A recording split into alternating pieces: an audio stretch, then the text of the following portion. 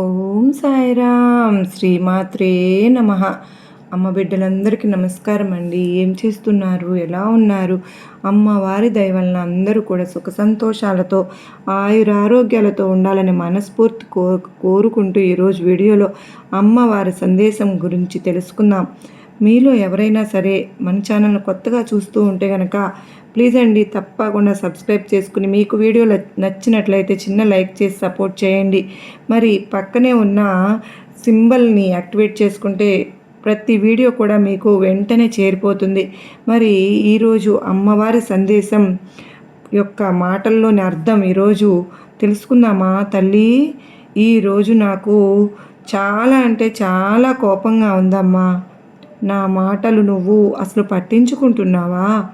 ఈరోజు మాత్రం తప్పకుండా నువ్వు ఇది విని తీరాల్సిందే అని అమ్మవారు ఇలా అంటూ ఉన్నారు. ఈరోజు అమ్మవారు తన బిడ్డలపైన ఎంత కోపంగా ఉన్నాను అని చెప్తున్నారు. ఎందుకంటే ప్రతిరోజు కూడా అమ్మవారు తన బిడ్డల కోసం ఏదో ఒక సందేశం తీసుకొస్తూ ఉంటారు, ఏదో ఒక వార్త మనకు చేరవేస్తూ ఉంటారు. అది తన బిడ్డలు అనుకున్న వారికే అందిస్తూనే ఉన్నారు. మరి మంచి మార్గాన్ని తమ బిడ్డల కోసం చూపిస్తూనే ఉంటారు కదా. వారిలో కొంతమంది బిడ్డలు తన మాటలు పట్టించుకోవడం లేదని ఆ బిడ్డల మీద చాలా కోపంగా ఉన్నాను అని అమ్మవారు అంటూ ఉన్నారు. వాళ్ళతో ఏమని తెలుసుకోవాలని ఒకవేళ ఆ బిడ్డల మనసులో వరుసలో మనం కూడా ఉన్నామనుకోండి, తప్పకుండా మన మనసు మార్చుకోవాలి, మన మార్గాన్ని మార్చుకోవాలి. మరి దుర్గమ్మ మాట మనం వినాలి కదా. అయితే దుర్గమ్మ వారు చెప్పేటటువంటి కొన్ని సందర్భాలను బట్టి ఆ బిడ్డల వరుసలో మనం ఉన్నామా లేదా, మనకు దుర్గమ్మ మాట నిజంగా మనం వింటున్నామా లేదా, పెడచెవిని పెట్టేస్తూ ఉన్నామా? ఒకవేళ అయితే కనుక కొంచెం జాగ్రత్త పడాలి కదా. మరి దుర్గమ్మ కోపానికి మనం ఎప్పుడు కూడా కారణం కాకూడదు కదా. మరి అయితే ఎందుకంటే దుర్గమ్మ ఏమి చెప్పినా మన మంచి కోసమే చెప్తారు కదా.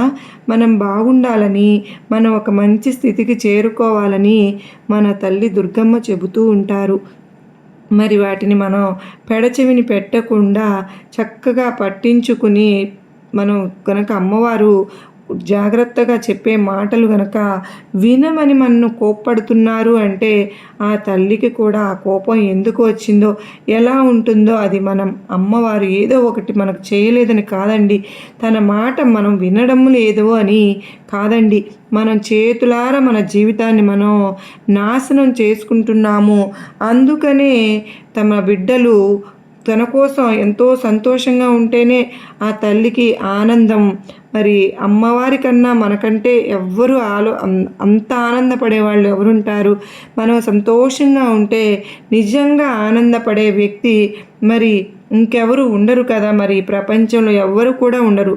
ఎందుకో తెలుసా? తన బిడ్డల కంటే అమ్మకు అంత ప్రేమ, అంత ఇష్టం. ప్రతిరోజు మనకు ఏదో ఒక మార్గం చూపించటం, మంచి శుభవార్తను తీసుకురావడం, లేదంటే మనం ఏ దారిలో వెళ్ళాలో చెప్పాల్సిన అవసరం అమ్మకు ఉంది. మనం ఒక్కరోజు అమ్మవారిని చేరుకుంటే ఆ తల్లి నా జీవితాన్ని మారుస్తుంది, నాకు మంచి జీవితాన్ని ప్రసాదిస్తుంది. ఒక్కరోజు మనం కోరుకున్న దానికి అమ్మవారు జీవితం మొత్తం మనం వెంట నడుస్తూ ఉంటారు ఫ్రెండ్స్. మరి ప్రతిరోజు తమకు ఎటువంటి ఒక మార్గాన్ని చూపిస్తూ మనకు ఉంటున్నారు. మనకు వచ్చిన బాధల్లో మన బాధల్ని వింటూ మనకు ఒక మంచి మార్గాన్ని నడిపించడం కోసం ఆ తల్లి ఎప్పుడు మన వెంటే ఉంటూ ఉన్నారు. మనస్ఫూర్తిగా మనం నమ్మితే ప్రతి దానిలోనూ మనకు అమ్మ కనపడుతుంది. ప్రతిరోజు తనకైనటువంటి ఒక మార్గాన్ని చూపిస్తూనే ఉంటారు.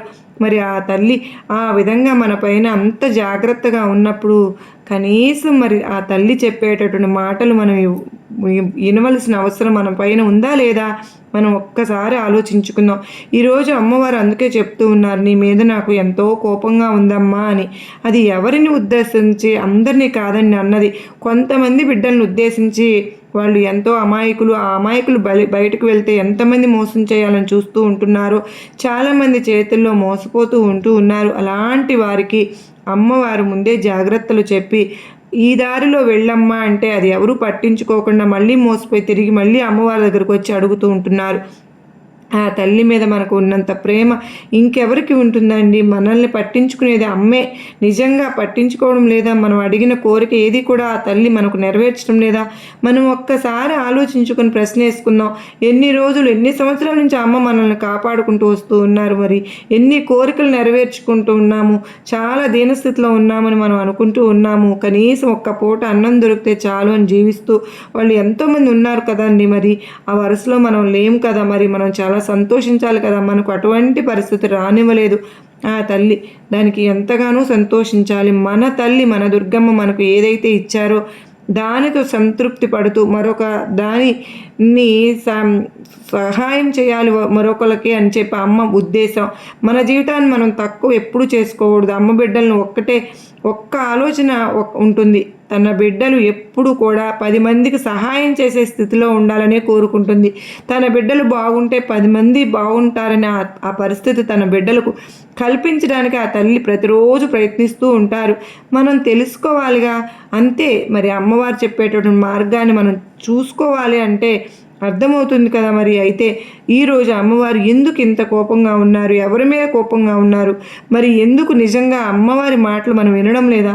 ఒకవేళ వినకపోతే ఆ సందేశం విని జాగ్రత్త పడాం కదా. మన జీవితాన్ని మనమే మార్చుకోవాలి కదా.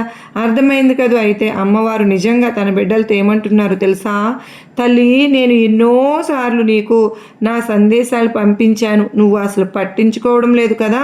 ఎన్నిసార్లు చెప్పినా నువ్వు ఇతరులకు ఏది చేస్తే అది నీకు తిరిగి వస్తుంది అని నువ్వు విన్నావా? లేదు. నేను చెప్పిన ప్రతిసారి అలాగేనమ్మా దుర్గమ్మ సరే అని చెప్పి ఇతరులు ఏమైనా అంటే చాలు వెంటనే నువ్వు కోపంతో ఊగిపోతూ ఉన్నావు.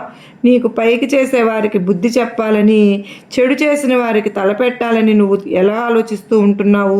తల్లి, ఎందుకమ్మా అన్నీ కూడా నేను ఉన్నాను, తల్లి తండ్రి నేనే చూసుకుంటాను, నువ్వు ఎందుకు ఈ మాటలు, నీకు ఎన్నిసార్లు నేను చెప్పినా కూడా నా మాటలు పెడచెవిని పెట్టి పట్టించుకోకుండా నువ్వు తప్పుల మీద తప్పులు చేస్తూనే ఉంటున్నావు. అవన్నీ నేను గమనిస్తూ ఉన్నాను తల్లి. అందుకే నేను ఈరోజు నీ మీద చాలా కోపంగా ఉన్నాను. ఎందుకు అంటావా? నువ్వు ఎప్పుడైతే నీ జీవితాన్ని మార్చుకుంటావో అప్పుడే నీ జీవితం బాగుంటుంది. అందుకే ఇన్ని సందేశాలు ప్రతిరోజు నీకు పంపిస్తూ వస్తున్నాను. నీ జీవితం బాగుండాలి అంటే నీ మనసు మారాలి, నీ జీవన విధానం మారాలి. ఈ లోకంలో నిన్ను మోసం చేసేవారు ఎంతోమంది ఉన్నారు బిడ్డ. వారందరికీ చెడు తలపెట్టాలని నువ్వు ఆలోచించవద్దు. నీకు వారి గురించి నీకు అవసరం లేదమ్మా. వారిని నీ తల్లికి అప్పగించు, మిగతాదంతా నేనే చూసుకుంటాను. నీ ఆపద సమయంలో నేను నిన్ను కాపాడుకుంటాను. నా స్వహస్తాలతో నిన్ను కాపాడుకుంటాను తల్లి. నేను ఏదో ఒక రూపంలో వచ్చి నిన్ను మోసం చేసిన వారికి బుద్ధి చెప్తాను. అమ్మా, ఒక్క విషయం గుర్తుపెట్టుకో. నాకేమీ కాదు, నా తల్లి ఉంది అనుకుంటే నీకు ఏమీ జరగదు.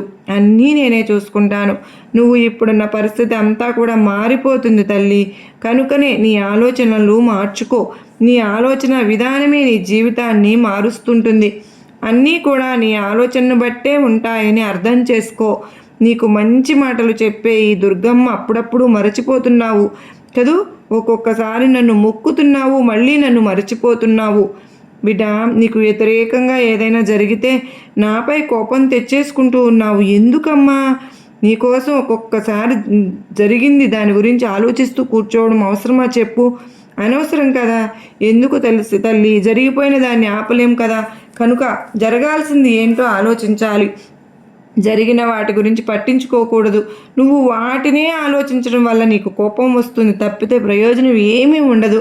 ఆ కోపంలో నీ బుద్ధి క్షీణిస్తుంది, ఆలోచన విధానం తగ్గిపోతుంది, అనారోగ్య సమస్యలు వస్తాయి. వీటన్నిటికీ కారణం ఒకే ఒక్కటి, అదే నీ కోపం. దాన్ని తగ్గించుకో. ఇలాంటి ఆలోచనల వల్ల నీ భవిష్యత్తు పాడైపోతుందని గుర్తుపెట్టుకో తల్లి. నా బాధ కూడా అదే తల్లి. ఏదైనా జరిగితే దాన్నే తలుచుకుంటూ ఆవేశం తెచ్చుకుంటూ ఉంటున్నావు. అది నీ జీవితాన్ని బాధిస్తూ ఉంది. కనుక నీ ఆలోచన వలన అనవసరంగా నీ జీవితాన్ని పాడు చేసుకోకు. అన్నింటినీ విసిరిపడై అప్పటి నుంచి నీ జీవితం ఎంతో ఆనందంగా అందంగా ఉంటుంది. అలా ఉండేలాగా నేనే చూసుకుంటాను. నీకు ఎవరైనా నీ దగ్గర ఆపదకు దేనికైనా అవసరమైతే వారికి ఆపద అని నాకు అడిగిన వారికి సహాయం చెయ్యి. డబ్బు సహాయం చేయకపోయినా పర్వాలేదు, కానీ మాట సహాయం చేయొచ్చు కదా. నీకు ఒక విషయం చెప్తాను, వింటావా? చెడుని ఎదిరించాలి, మంచిని ఆదరించాలి. అలా చెడుని ఎదుర్కోకపోతే పక్కకు వెళ్ళిపోవడమే నీకు మంచిది. నీకు చెడు తలపెట్టాలని చూసేవారికి మాత్రం ఏం చేయాలో నాకు పూర్తిగా తెలుసు. వారి కర్మకు వారిని వదిలి వారి గురించి నేను చూసుకుంటానుగా. నువ్వు ఎక్కడ డబ్బు సంపాదించకపోయినా పర్వాలేదు, కానీ పాపాన్ని మాత్రం మూట కట్టుకోవద్దు. సముద్రంలాగా ఎప్పుడు గంభీరంగా ఉండాలి. సముద్రం ఎప్పుడైనా సరే మౌనంగా ఉంటుందా? ఉండదు కదా. చెప్పు. అలల శబ్దాలతో తల ఊగుతూ ఉంటుంది కదా. నువ్వు కూడా అలాగే గంభీరంగా ఉండాలి. ఇక నువ్వు పోగొట్టుకున్నవన్నీ కూడా తిరిగి నీకు తెచ్చుకునే కాలం వచ్చేసింది బిడ్డ. అవన్నీ నేనే నీ చేతికి అందిస్తానమ్మా. అది ఏదైనా సరే బిడ్డ, సంపద, బంధమా, ఇలా ఏదైనా నువ్వు కోల్పోయావా, నీకు తిరిగి నేను చేరుతుంది. నా మీద నమ్మకంతో ఉండు. అన్నిటినీ నీకు తిరిగి చేర్చేలాగా నీ దుర్గమ్మను నేను చెప్తున్నానుగా. నువ్వు కోరుకున్నవన్నీ నీకు అందిస్తాను. ఇక నువ్వు ఎవరి దగ్గర చేయి చాపవలసిన అవసరం లేదు. కనుక రాని దానికోసం దిగులు అనవసరం. నీకు కావలసింది నేను, ఆశపడేది నేను నీకు అందిస్తాను. బిడ్డ, నమ్మకంతో ఉండు. నీకు అంతా శుభమే జరుగుతుంది. ఈ తల్లి అంటూ ఉన్నారు కదా, ఈరోజు మనకు అమ్మ అభయం ఇస్తూ ఉన్నారు, మాట ఇస్తున్నారు. ఈ సందేశం విన్న తర్వాత, శ్రద్ధగా ఆలకించిన తర్వాత మనకి ఈ పాటికి అర్థమైపోయి ఉండాలి. బిడ్డ, ఎవరిని గురించి నువ్వు ఆలోచించొద్దు అని అమ్మవారు చెప్తున్నారు. మన అమ్మ మాట వినడానికి ప్రయత్నం చేయాలి కదా, అశ్రద్ధ చేయకూడదు కదా. ఎందుకంటే ఈరోజు తల్లి చెప్పినటువంటి సందేశం మన జీవితాన్ని మార్చేస్తుంది. ఎవరైతే ఎక్కువగా కోపంతో ఊగిపోతూ ఉన్నారో, ఎవరైతే వారికి ఎవరు హాని తలపెట్టాలని వాళ్ళ పైన పగ తీర్చుకుని కోపం తెచ్చుకుంటూ ఉన్నారో, వాళ్ళ జీవితంలో చాలా కోల్పోతున్నారని దుర్గమ్మ తల్లి అంటూ ఉన్నారు. ఎందుకంటే ఆ కోపంలో మనం ఏం చేస్తున్నామో మనకు చేయాలనేది కూడా అర్థం కాదు. మన ఆలోచన దెబ్బతింటుంది, విచక్షణ జ్ఞానం కోల్పోతాం.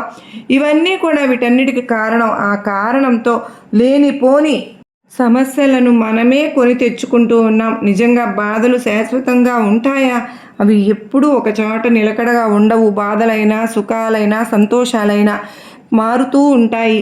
కనుక మనం ఎటువంటి సమస్యలను తెచ్చుకోకుండా, మనం కొని తెచ్చుకోకుండా, మన మీద మనం వేసుకున్నట్లుగా అవ్వుకోకుండా, అందుకే మన కోపాన్ని విసిరి పడేయండి అని చెప్తున్నారు. వారికి సరైన బుద్ధి దుర్గమ్మ చెప్తాను అని అమ్మవారు మనకి ఈరోజు చెప్పిన సందేశం.